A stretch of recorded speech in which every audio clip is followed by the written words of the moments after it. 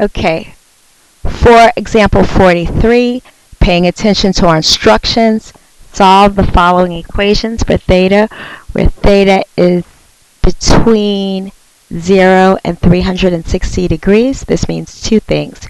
Use calculator in degree mode.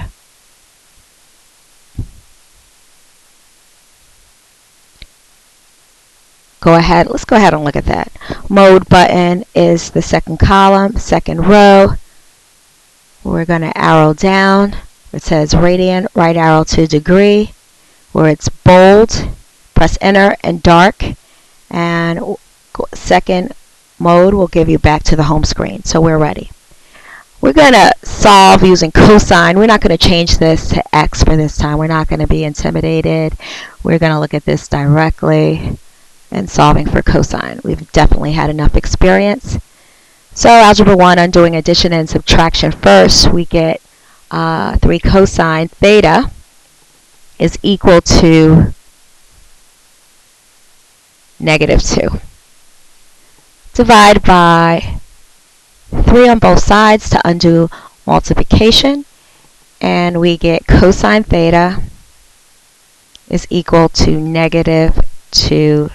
Now this is tricky on how to respect the negative sign.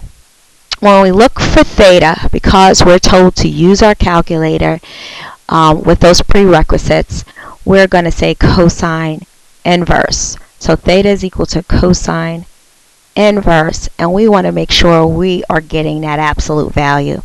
Remember, we're looking at the reference angle, and the reference angle means the absolute value. Absolute value of any number is going to give us the positive value. So here, and that'll be our reference angle. Let's get our quadrants in line. Cosine is negative because that's our original. We just have to apply the rule. Cosine of an angle is negative in quadrants 2 because it's left of 0. Cosine is x, and 3. Okay, and we're going to get those rules for 2 and 3.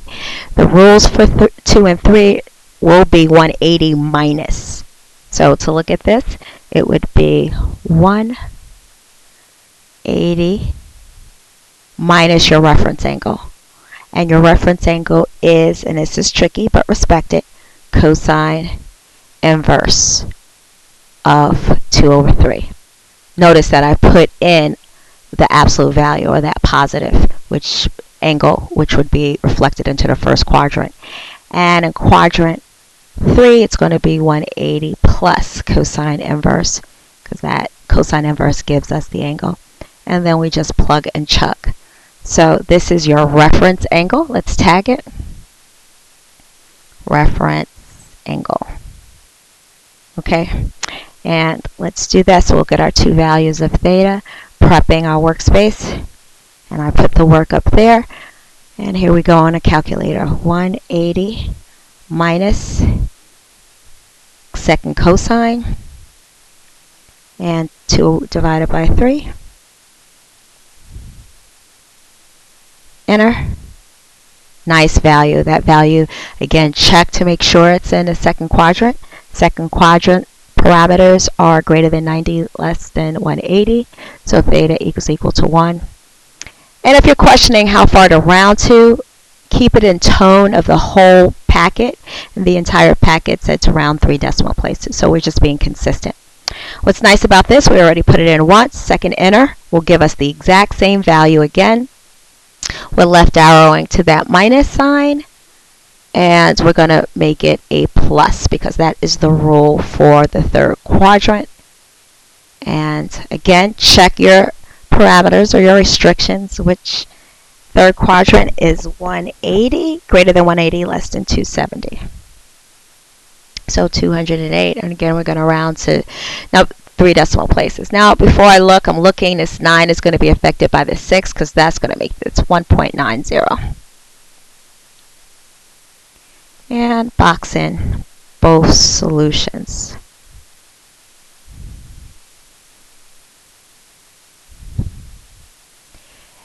So for example, 43b, you should see we have squared, single, going back, we need to factor. Factoring, to review, let's go ahead and make our let statement again.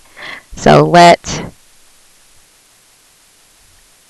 sine theta equal y, and then we'll go back to it. So this is going to be 3y squared plus 7y plus 2 equals 0. I chose to go back to the strategy of making an easier problem because factoring is involved, and we really want to make sure you know how to factor. Because everything is positive, this is an easier quadratic equation to factor. Again, reviewing the rules of factoring, you factor the first term. The first term is 3y squared. 3 is a prime number. That means there's only one way to get 3. 3y and y. 3 times 1 is 3. Y times y is y squared. Plus signs between all of these because everything is positive. The tricky ones are negative. And 2 is the first prime number and the only even prime number. However, when we factor 2, 1 and 2, the place is where to put the 1 and where to place the 2. So if you know about factoring, when we multiply, it's a multiplication and addition game, but the inside term has got to be 7. So you play with the 2 and say, hey, if I put the 2 on the outside, 3 times 2 is 6. And then in the inside, yeah, that works. So you have to check with FOIL, constantly check with FOIL. So we want to get the 7. So we're going to put 2 out here, and we're going to check again with FOIL and 2 times 1. Okay? Check with your inner and outer. 1 times y is 1y. And outer is 3 times 2, which is 6y. And then you have your addition game that 6 plus 1 is 7, which is your middle term of your trinomial. So now you're ready to, you factored correctly. We checked. We're going to set each factor to 0. And equal. I like the color to show the new step. So 3y plus 1 equals 0, and y plus 2 equals 0. Subtract 1 on both sides. This one is subtract 2, and we get 3y equals negative 1. And this is y equals negative 2. Divide by 3 on both sides. And we get y is equal to negative 1/3, but this is not y again. Going back to this measure, this is the sine of theta, which is equal to negative 1/3. And this one is, I'll just put it over here so it's pretty level. Sine of theta is equal to negative 2. Okay, so we're going to bring this down. And then we're going to go back to our unit circle. Everything is the circle of life. Okay. Just drawing. Alright, we have negative sine. Sine is negative and sine is y. So y is negative in quadrants 3 and quadrants 4. Okay, and the second one is dealing with that as well. So we're going to be following the same rules.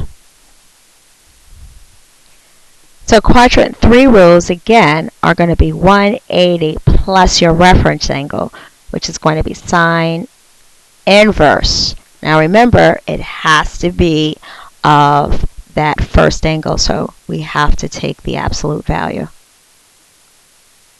Again, if you need to see it, as the absolute value sign, we'll put it here.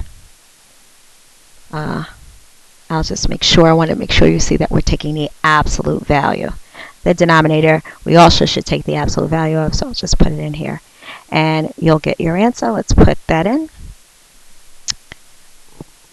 And that is 180 plus second sine, parentheses, 1 divided by 3. Nice. Okay, and check, yes, this again, check your parameters or restrictions, and we have that theta is equal to 199.471 degrees. Let's box that in. And of course, there's another angle for theta, and a rule is 360 minus for the fourth quadrant. Sine inverse of 1 over 3. Again, for people who like to be exact, just put that value in. And we'll put, so I could do second inner again, which I don't mind. I'm just going back to the beginning, and I'm just going to type over, which is 360. And then minus. Enter. And again, there's your fourth quadrant, which is theta equals 340 degrees. Check as you do this. 340 is greater than 270, less than 360. 0.529 degrees. Okay. Looking at sine, cosine, and tangent. One of the fundamental ideas are we're supposed to know this value, the absolute value of sine, it will be 2. This is larger than 1, so the last one is no solution, and you have to know it's no solution. Let's see if the calculator will give us an indicator it's no solution. And just press clear, and let's see, just in case. So second sine, and I'm just going to put in 2, because we talked about the absolute value. Quit no domain. You could put negative 2, will be the same thing. The reason this is larger than 1. All right, so cross this out. This does not exist. We reject it. We reject it.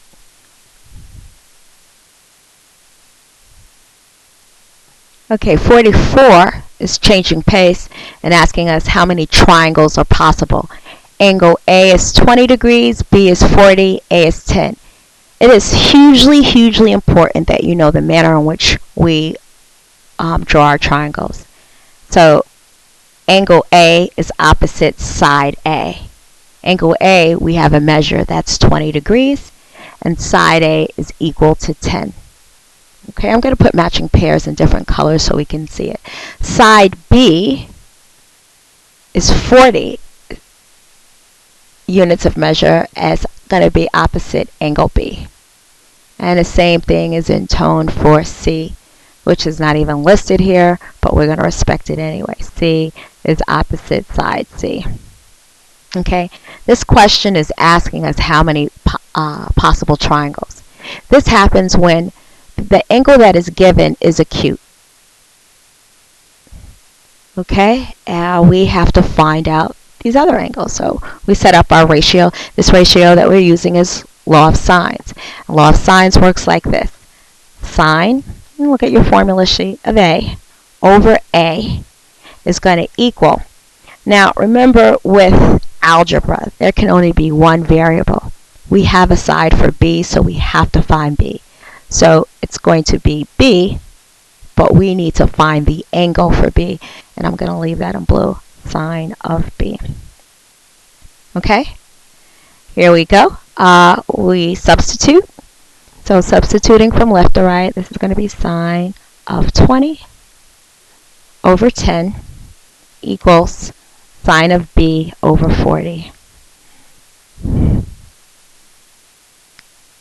Cross multiply to solve. Cross multiplying looks like this. I only like to lasso one side so you don't get confused. And that means we do the same thing on the other side. Since we're solving for sine of B, that goes first. So it's going to be 10 sine of B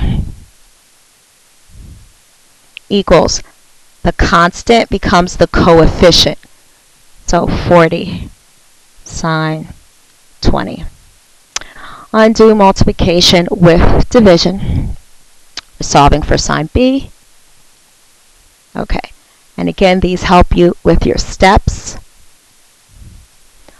A number divided by itself is 1. Here is what we're looking for. We are trying to find angle B, using the sign of B to help us. So angle B is going to be equal to sine inverse of whatever this is. So just put it in exactly, copying it so everybody knows exactly. A lot of people take shortcuts when they're doing this on their own, and then they get unsure of themselves. So write it down. Okay, it's clearing out what we had before and putting in exactly what we have.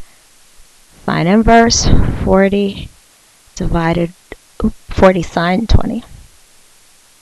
Close the door for sine of 20. Close the door, it opens the door, close the door.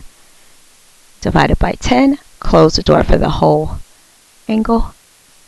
And it says quit. That indicates error, that it is error out of the domain. And it means no triangle exists. Technically, it means it's too short after we find it's the sides that were given. Or if we look down further, 10, and we had 40. Because A is shorter than the acute angle, it's no triangles. There's two. One side is shorter than the other. They're adjacent sides. So anyway, just do the formula, work it out, and the calculator will tell you the truth.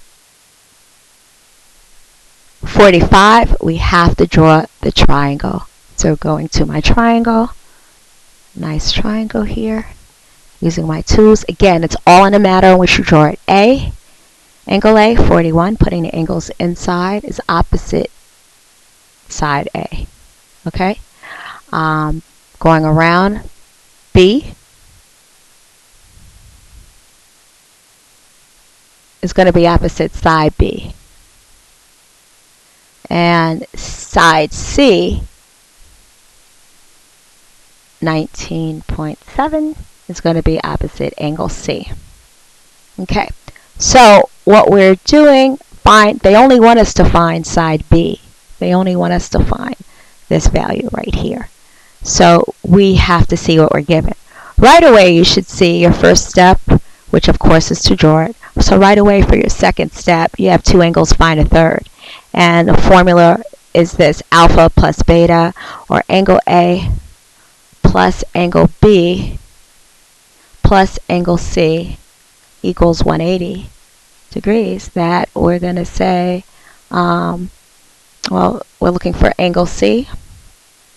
Angle C is going to equal 180 minus the sum of A and B, minus that sum, which is 41 plus 58.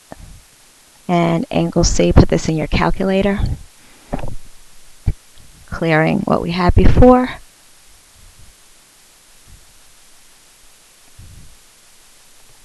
(180) minus, and just put it in parentheses just like it's written.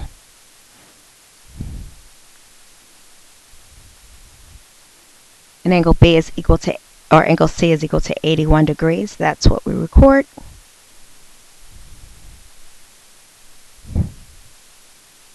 Box that in so we can find it easily. So let's put 81 degrees in here. Now we're ready to go to find side B. We have to have an angle and a side opposite that angle. So our step C, we're going to use the sine of 81 degrees over its opposite side, which is 19.7, is going to equal to the sine of 58, because we want to find B. The side B is opposite its respective angle over B. There's our variable. Cross multiply to solve. B sine 81 equals, again, a constant becomes the coefficient.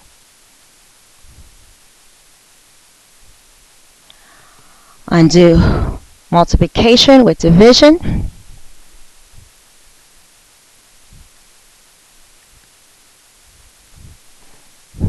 A number or expression divided by itself is 1. So we get B, 1 on top, 1 on the bottom, is equal to, we just put this in our calculator, which is exactly the way it's written, 19.7 sine, and just don't forget to close the parentheses, divided by sine of 81, closure parentheses for sine of 81, enter, and our answer is 16 point, 3 decimal places, 91, and the 4 has to change to a 5 because of its neighbor, and this is a side, so we don't put a degree symbol, and we have done what we've been asked to do. Okay, for triangle ABC, A, B, C, again, label A equals 9, B equals 12, C equals 16.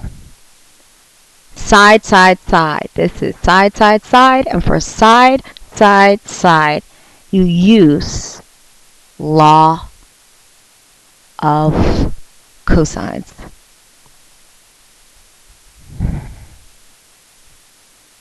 Okay. Now, they could ask you to find all of the angles, but I'm sure they only want you to see one. And if you notice your instructions, what is the measure of angle B? I'm going to highlight angle B because it's important that you know that is our focus. The equation that they give us is for side C. We're going to use and analyze this formula and create one that's going to help us find angle B. Notice the given side C is also the angle, the matching angle you're going to use. So modifying this, we're going to look at this as B squared is going to equal the values that are not here, which is A squared and C squared minus 2A, the same numbers that were being used, which is A and C, and then this is different. This is going to be cosine of B. We're using this formula, modification and perspective, so that we can find cosine of B. So we're going to solve this by substitution. B squared, we're going to say, so this is going to be 12 equals, well, 12 squared equals A squared plus 16 squared minus 2 times 9 times 16 cosine of angle B. Okay, substitute or simplify. This is 144 equals 81 plus, you can put this in your calculator because I'm not sure, so let's do that.